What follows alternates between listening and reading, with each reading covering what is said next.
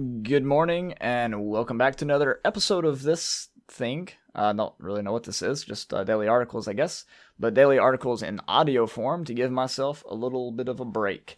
Hey, we're going to go to Luke chapter 1 today. Actually, we're going to go to Luke 1 and all the way through chapter 3, and I'm just going to sort of go through here and pick out some key passages and talk about how the book of Luke and all the gospel accounts and the entire New Testament is about the restoration of Israel. Of course, that's not to the exclusion of those outside of the seed of Abraham. I'm not one of those guys. But the focus is on the restoration of the 12 tribes of Israel, and therefore the extension of the gospel and the blessings to all nations and all families, as God told Abraham. Okay, in Luke chapter 1, first up, we have Zacharias. And Zacharias talks about his son John. And here's some things that are told to Zacharias to start with.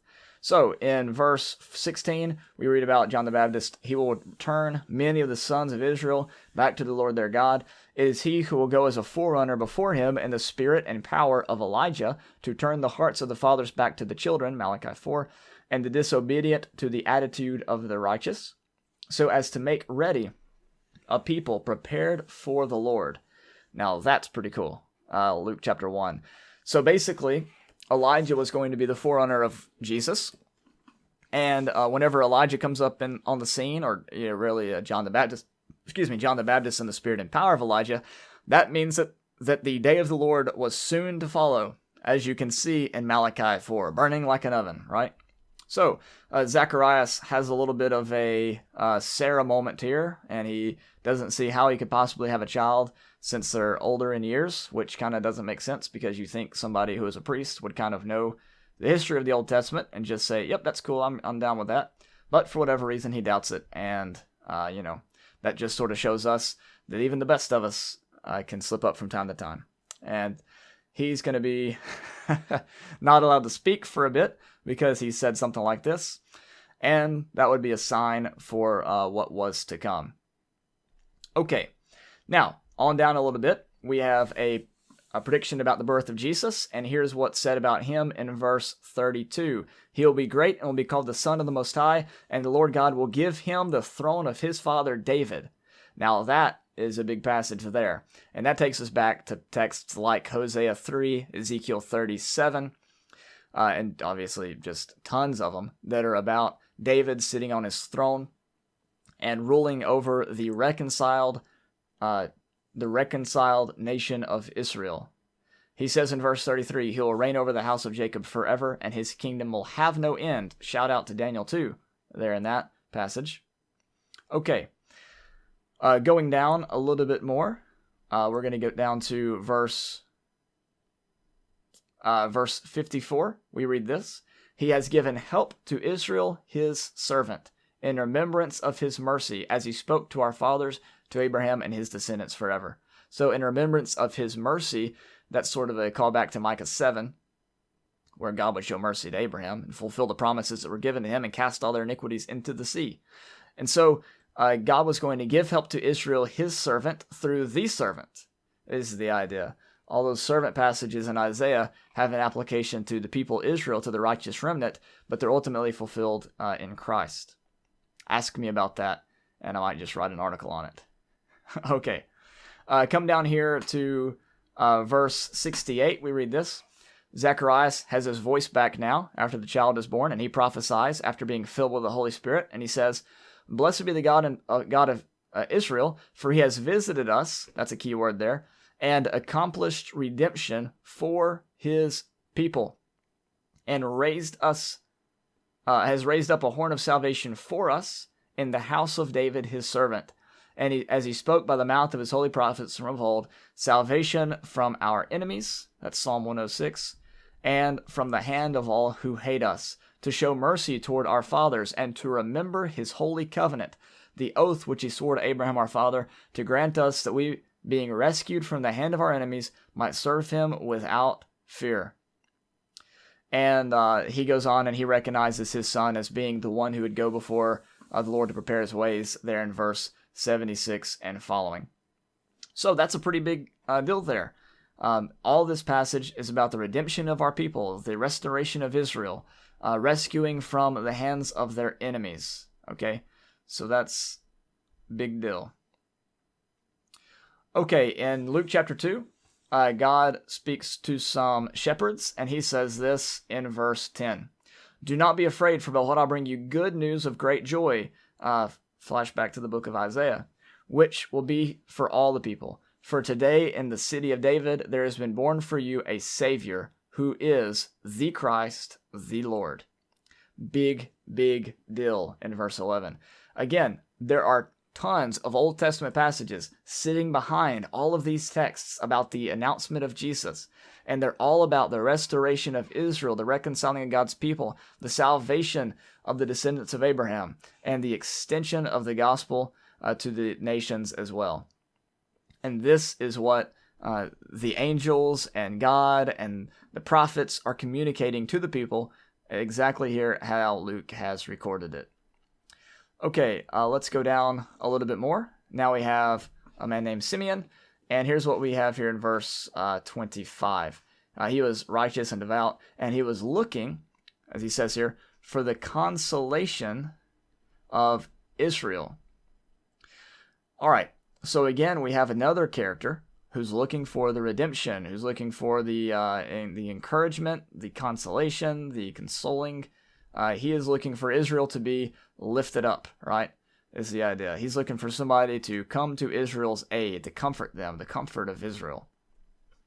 And so he was told in verse 26 that he would not see death before he had seen the Lord's Christ. And so later on, whenever Jesus says, you're not going to see death till you see the Son of Man coming in his kingdom, it kind of gives you a hint that Jesus meant that when he said it. Before they would die.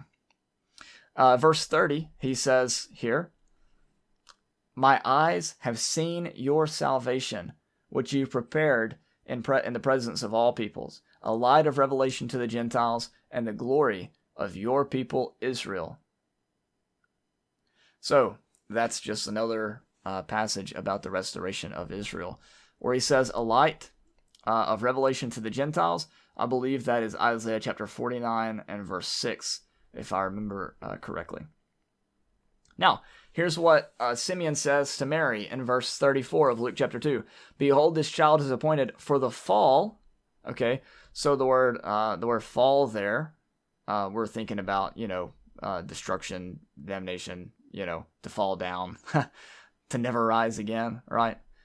But then to rise, the word there for rise is the word anastasis, right? Or anastasis, which is the word for resurrection. So he would call some to fall, and he would call some to be raised, to be resurrected. Christ is appointed for the fall and for the resurrection of many in Israel. See? So this theme of resurrection is no different than the theme of the restoration of Israel. Okay, verse 38, we have Anna, and here's what Anna says. She figures out about Jesus, and she's super excited. She never leaves the temple. And she continued to speak of him to all those who were looking for the redemption of Jerusalem. The redemption of Jerusalem. That's what the book of Luke is all about. All right. Okay, now we have chapter 3. Chapter 3 is the preaching of John the Baptist, and he is preaching some things about the forgiveness of sins, and his ministry is based off Isaiah chapter 40 and Malachi chapter 3 and Malachi chapter 4, right? Okay, so in this passage, the big thing that he says is this in verse 17. His winnowing fork is in his hand to thoroughly clear his threshing floor and to gather the wheat into his barn, but he will burn up the chaff with unquenchable fire. The gathering of the wheat into the barn is again another symbol of the restoration of Israel. In Matthew chapter 13, Jesus tells a parable about the wheat and the tares, and the wheat is gathered into the barn, and the tares are thrown into unquenchable fire, and all this happens at the end of the age. And it's based out of Daniel chapter 12 and verse 3, is where Jesus gets one of the main lines from his parable about them shining in the kingdom of God forever and ever. Last bit from Luke chapter 3, all the way down to verse 38. Jesus is eventually the son of Enosh, the son of Seth, the son of Adam, the son of God. And so what's being said here, because in verse 3, the devil turns around and calls Jesus the son of God, is we have one son of God, Adam, being compared to the other son of God, Jesus. In other words, Jesus is the second Adam, is the point that Luke is making with this reference here to Adam being the son of God in verse 38. Okay. All right, let's go to the end of the book of Luke now. Past the crucifixion account, all the way down here to chapter 24. And in chapter 24, a couple of disciples are on the road to Emmaus, and they're pretty bummed out. And they were talking and about all the things that had taken place. And Jesus comes up to them, and he wants to know what they're talking about as they're walking. And one of them says, are you the only one visiting Jerusalem and unaware of the things which have happened here in these days? And Jesus says, what things? And they said to him, in verse 19, the things about Jesus the Nazarene, who is a prophet, mighty in deed and word in the sight of God and all the people, and how the chief priests and our rulers delivered him to the sentence of death and crucified him. But we were hoping that it was he who is going to redeem Israel. Indeed, beside all this, it is the third day since these things happened. They thought that it would be Jesus that would be the one to redeem Israel. And of course, Jesus goes into a whole spiel from the prophets and explains to them everything concerning himself in all the scriptures. And then that's when they kind of realize that it was Jesus talking to them the whole time, right? Okay, there you go. There is Luke in a nutshell. Luke is about the restoration of Israel. And all the gospel accounts are really, but Luke especially hones in on that theme. The book of Acts, which is a follow-up to the book of Luke, does the same thing.